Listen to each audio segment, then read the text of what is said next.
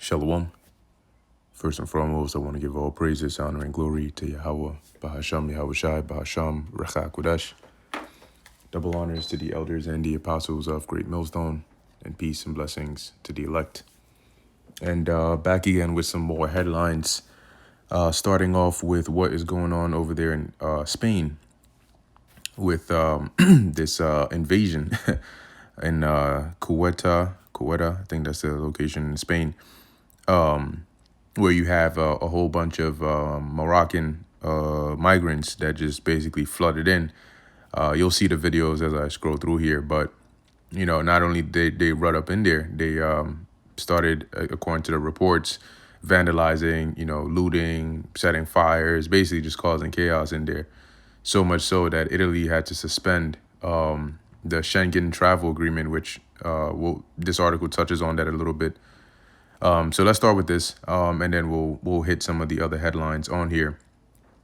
But as it reads here, Italy suspends Schengen travel agreement with Spain after horrifying Ceuta invasion.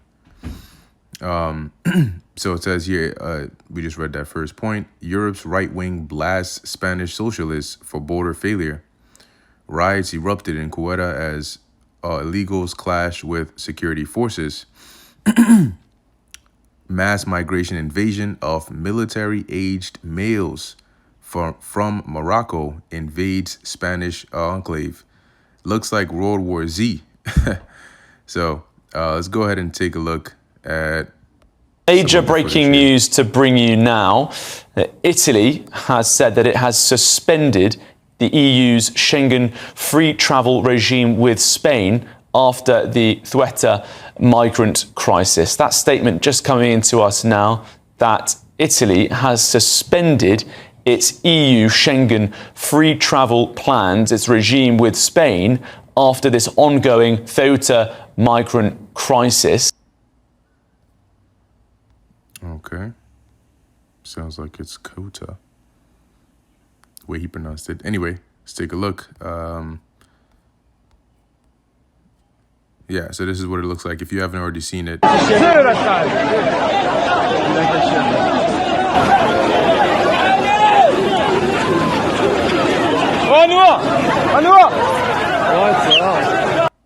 He literally swimming up in there. That's crazy. Let's see. Let's take a look at this one too.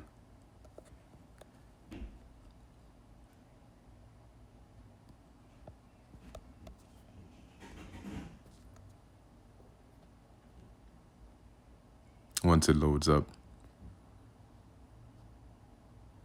If it loads. Okay, let's do a little refresh. Let's come back down. All right.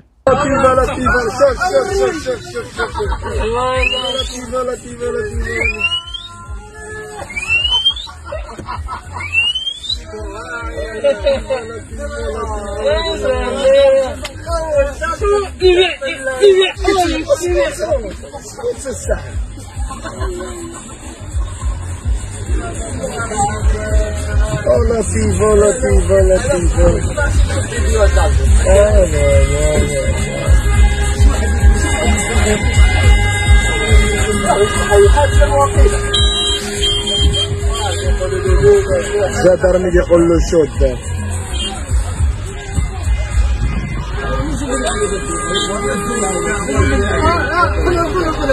And this is basically what's going on in the world today, right? You want to talk about by the truckloads. Here, a Moroccan border guard opens the gate and lets through dozens of illegal migrants toward the Spanish border fence.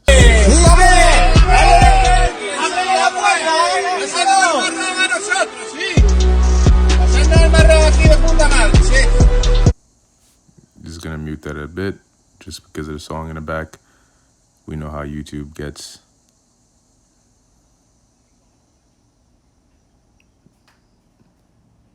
So this is pretty interesting, right? That they are, you know, deliberately doing this. Now, for what intent, right, that this is, well, we don't know. We have to see. But here's another post that says, Morocco didn't send 40,000 of its own people to Quetta or Quetta. I'll look up that pronunciation in a second. But and Melilla all at once with no food or shelter by accident. They are using their people to take over C and Melilla. Now they are breaking in homes, looting, and setting fires while people living there are, yeah. So let's take a look at this. هاتوما الإخوان كنزيدو نقربوكم من الصورة من العلو واخا مقبسين فين دا مقبسين مهرسين باقي لا قبس لا والو كنحاولو نوريكم الصورة من هنايا هاتوما ها هذا الرامبوان د الديوان هذا الرامبوان ديال إيبيس هات منظر بنادم كيفاش عامل ها شوف شوف شوف شوف اللهم بارك انا غنزومي شي حاجه شوف شوف لا والو الزوم ما خدامش سير. And these are all destabilization tactics, right? They sow chaos in these different areas, and it's not just Spain that's going to be at risk of this. But let's see, Spain.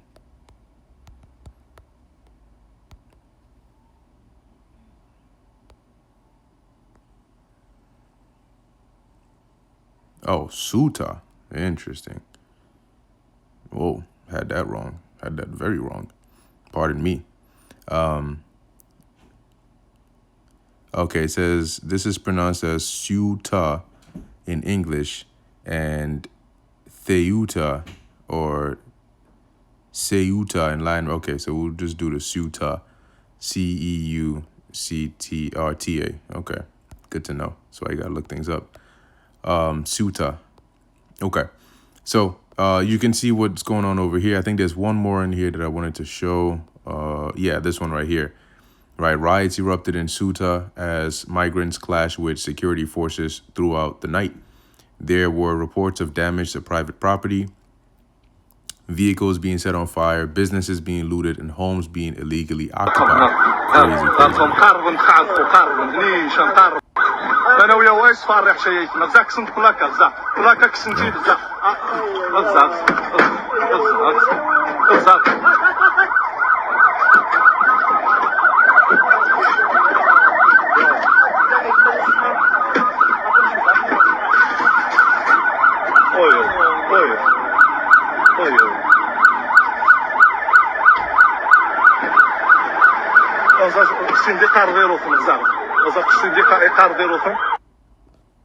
And all these things that you see, eventually, you get to a point where the videos, the very rare few videos that come out start to look more and more different as the world gets more and more draconian, right? And you have more troops patrolling the streets, right, with guns, not for show, right, but, actually using it, executing people and all of that. Eventually, that's what it turns into, okay?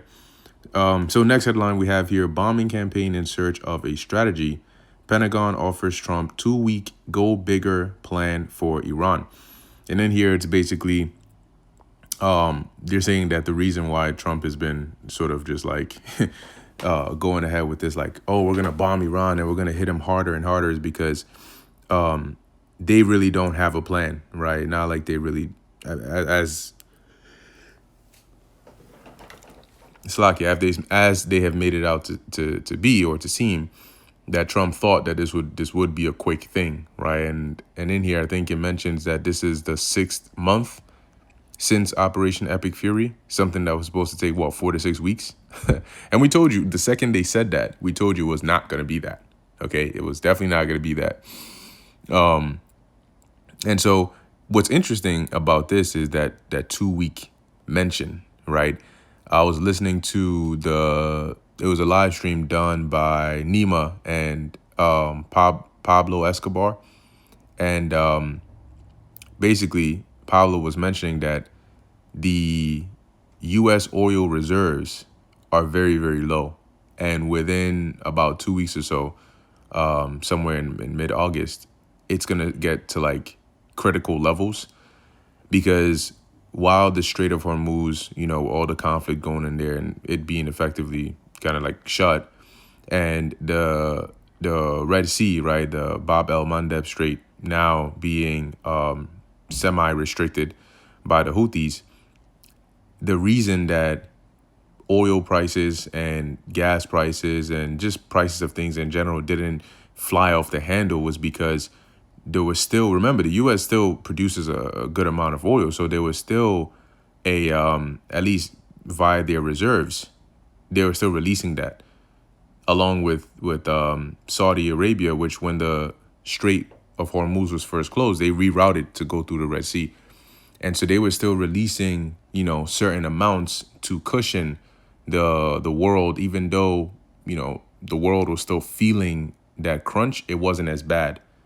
But that's the thing about those reserves, is eventually they run out because they are finite. They're not infinite. They're finite. They're limited. And so now he's under a lot of pressure because if they're not able to come up with something, right? That's why they keep trying to do this whole ceasefire negotiation. Then we'll bomb them, and it's like, if they're not able to find and come up with some solution, and you hit that point where now the one thing keeping things from flying off the handle is now done, then the world will start to feel the actual effects of what's really going on, because there's still this like shield, right? That's making it not seem as bad, but the reality is it is as bad. It is very bad. So let's see, right? Let's see what they end up doing. But you have here they have plans of doing like a more intense airstrikes, right, to try and, as they're saying, completely weaken or destroy Iran's ability to shoot missiles and do all those things. But then there's also talks about Trump greenlighting, right? Or if he gave the green light, then they would just go in there, ground invasion style, right? So, we're gonna see what ends up happening, but there seems to be some limit, some time constraint here that's putting more pressure on them, and we'll see what they end up doing as a result of that. The next headline here, similar, right, along the same lines. Trump eschews talks with dishonest Iran, says we'll keep hitting them very hard. And I guess this sort of explains the title of the article we just took a look at, about them sort of bombing to try and find a way, a plan on what to do. Okay. Trump proclaims U.S. strikes on Iran are succeeding and will continue. Now, what's interesting is for months he was saying, oh, their navy is completely destroyed. Their air defense system is completely destroyed. They're just completely done. And it's been months later and you're still bombing them. What are you bombing?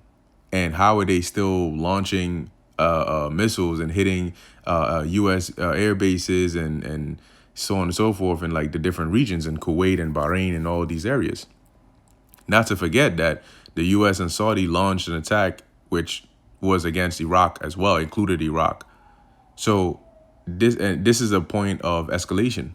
And now conflict that was started by Israel and the U.S. against Iran is now widening, right, into more of a regional conflict, which then vortexes or expands into a world war. That's why it's called World War III. The reason it's called a world war is because it involves the countries of the world. U.S. adds sanctions. Bessent says Tehran can't pay troops as Iran faces growing pressure. Most Americans say the Iran war isn't worth fighting, as per AP poll. Plus, the midterm election is coming up soon. So a lot of things are sort of starting to stack up over here. And that's starting to push this guy into a corner. So let's see what happens. Iran claims drone strike on U.S. base in Kuwait after no new U.S. strikes overnight. Oil rises as fears of wider conflict grow and lack of talks. So when you see them pushing for that ceasefire and this and the media and the diplomacy and all that, know that there's behind the scenes, there's a lot more going on. Lastly, here we have Claude, right, which is from Anthropic. They're saying here that some of their models, similar to what just happened with OpenAI, which its model apparently got out and hacked into I forgot the name of the company. I think it's Hugging Face, and basically got unauthorized access in there. Basically, they're saying that their models that they have contained at least Claude is now saying that theirs also did it as well, where it broke out of the sandbox or the contained environment, got access to the actual internet, and then hacked into other like organizations, like as if like a real hacker, how a hacker would actually do that. But it's an AI, so it's much quicker, and they can find vulnerabilities or like weak points in people's websites and software very easily and get access in there. Apparently, that's what they did here. And according to this article, it gained unauthorized, or their models gained unauthorized access to 3 outside organizations. What that means is this wasn't, according to them, this wasn't something that was planned or within the constraints of Anthropic, because they're able to set up tests, they're able to set up their environment and sort of test these models. When these models hack other outside organizations, that's bad news, right? Because now you're saying that your AI model that you have got out of control, escaped from your containment that you put it in, and was able to go through the global internet and hack somebody else's company and get unauthorized access to production data. Not good news. The company, now think back, I did a lesson on this maybe a couple months back, where Sam Altman was saying that this year we could see like a super major cyber attack. And I think, if I remember correctly, it was along the lines of the use of these super intelligent, newer and advanced models being exploited to easily hack into certain systems, right? And it could be used on a very devastating level. So maybe we'll see a version of the Age of Ultron Avengers movie. Maybe not to that extent, but we'll see. It says the company said the incidents occurred during capture the flag evaluations designed to measure whether Claude could identify vulnerabilities, exploit simulated systems, and retrieve hidden information. Claude had been told that the targets were fictional and that its testing environment had no internet access. According to Anthropic, a misunderstanding with evaluation partner Irregular left internet access enabled inside the testing environment. Yeah, a misunderstanding, huh? In at least one case, the fictional company named in a challenge shared its name with an active website domain. Claude interacted with the real organization instead of a contained target. And, well, they got access to that production data in the database, which, once again, very dangerous stuff. So, that's the news, right? These are the updates that are going on. As you can see, this isn't, what kind of weird ass ad is this? As you can see, things aren't getting any better for this place, right? And it's not just exclusive to Babylon. You can just see what's going on over there in Spain, all right, and different parts of the world. So when the scriptures say that the earth is going to be troubled, it means that, okay? Now it's going to be worse in certain parts, but it still means that. All right, and real quick, this is 2 Timothy chapter 3, verse 1. It says, "This know also that in the last days perilous times shall come." Right? Let's look at that word perilous. And when you're in peril, that's danger. Okay, it says hard to do, troublesome, dangerous, harsh, fierce, savage. Yahushua mentioned something similar, right? Because iniquity shall abound, the love of many shall wax cold, right? Going into anarchy. All right, so that's what you're seeing going on. And those are signs of what? The last days. So as you're seeing the news get, like, it's like at first you may have 50% bad news, 50% decent good news, right? 50%, then eventually 70% bad, 30% good. Then eventually 90% bad, 10% good. Then it's just all bad. It's just all gloom and doom. It's just all some reporting some violence over here, something that is going to raise your blood pressure over here. Yeah, it's just one thing after another. But that's the setting of the last days that we're in. So may the Lord have mercy upon us as we enter into a time like never before. Anyway, with that, I'm going to end it here. Lord willing, that was edifying and informative to the elect. In closing, I want to give all praises, honor, and glory to Yahweh, Bahasham Yahushai, Bahasham Rachak Kudash. Until next time, Shalom.